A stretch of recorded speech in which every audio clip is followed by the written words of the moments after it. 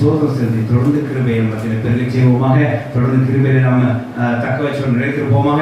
தொடர்ந்து கிருபையில வாழ்வோமாக. ஆனால் அந்த வார்த்தை சொல்லி முடிச்சிடும். கர்த்தர் இம்மட்டும் அருளி செய்த விசேஷமா இந்த வருஷத்துல எங்களுக்கு அருளி செய்த சகல கிருபைகளுக்காக கர்த்தருக்கே ஸ்தோத்திரம், தேவனுக்கே ஸ்தோத்திரம், இயேசுவுக்கு ஸ்தோத்திரம், பரிசுத்த ஆவியானவருக்கு ஸ்தோத்திரம்.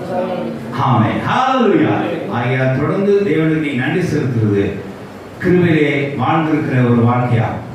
தொடர்ந்து தேவனுக்கு நீ நன்றி செலுத்துறது கிருபையிலே பெருக்கம் உண்டாகக்கூடிய ஒரு காரியமா. தொடர்ந்து தேவனுக்கு நீ நன்றி செலுத்துறது கிருபையிலே நீ தக்க வச்சுக்கக்கூடிய ஒரு காரியமா. ஆகிய தொடர்ந்து நாம் தேவன் நன்றி செலுத்தி கிருபையில தக்க வைத்துக் கொண்டு கிருபையில இருந்து கிருபையில் நிலைத்திருந்து விசேஷமாய் கிருபை நாமத்தில் பெருக செய்து விசேஷமாய் தேவ கிருபையை நாம் தொடர்ந்து வாழ்வோமாக. கர்த்தர் நம்மை வார்த்தையில் ஆசீர்வதிப்பார். ஆமென், ஹல்லேலூயா, ஹல்லேலூயா. நாம் எல்லாம் தேவன்